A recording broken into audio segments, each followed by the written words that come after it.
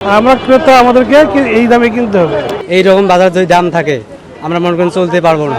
জীবন অনেক কঠিন মানুষের, যারা স্বল্প আয়ের মানুষ তাদের জন্য জীবনযাত্রা অনেক কঠিন। মুরগির দাম 10 টাকা 20 টাকা এদিক সেদিক হয়, দাম আমারই কমেও নয় বাড়েও নয়। একসময় আমি একটু কম চাইলে কম পাবো না। মুরগির যে খরচপাতি আছে ও খরচপাতি করে লাভ করে দামে বেচবে। আমরা ক্রেতা আমাদেরকে এই দামে কিনতে হবে। বাজার যা আছে ওভাবে কিনা খাইতে হবে, চলতে হবে। এখন কষ্ট হলেও 2 কেজি জায়গায় 1.5 কেজি খেতে হবে বা 1 কেজি করতে হবে, এভাবে চলতে হবে। আমাদের কিছু করার নেই। জিনিসের খুব বেশি দাম, বিশেষ করে মাছ মাংসের দামটা অনেক বেশি, অনেক। জীবন অনেক কঠিন মানুষের, যারা স্বল্প আয়ের মানুষ তাদের জন্য জীবনযাত্রা অনেক কঠিন।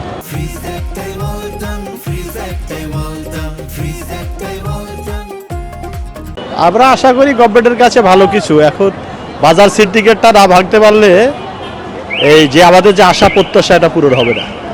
সরকারের কাছে আমাদের প্রত্যাশা বাজার সিন্ডিকেট ভেঙে মানুষের ক্রয় ক্ষমতার মধ্যে দ্রব্যমূল্যকে আনতে হবে, এটাই প্রত্যাশা। বাজার করলাম চাউল ডাউল কচু পেঁয়াজ রসুন মানে যাবতীয় যেসব লাগে আমাদের নিত্যদিন জীবনের জন্য। এবং তাতে যেরকম দেখা যাচ্ছে আমরা এর আগে বাজার করছিলাম অনেক কম দামে পাইছিলাম, কিন্তু বর্তমান রেট বেশি। যেমন মাছের দাম বাড়ছে, আবার যে কাঁচা সবজির দাম বাড়ছে, পেঁয়াজেরও দাম বাইরে গেছে। এখন মনে করেন যে এখন বৃষ্টির কারণে এসব হচ্ছে না কিসের জন্য হচ্ছে এটা আমরা বলতে পারবো না।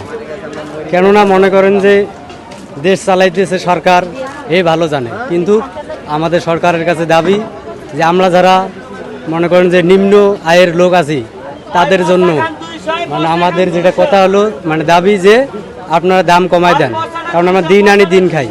এই রকম বাজার যদি দাম থাকে আমরা মনে করেন চলতে পারবো না।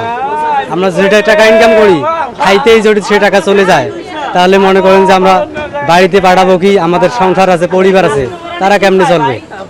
এটাই আমার সরকারের কাছে দাবি যে আপনারা এই জিনিসপাতির দাম কমান।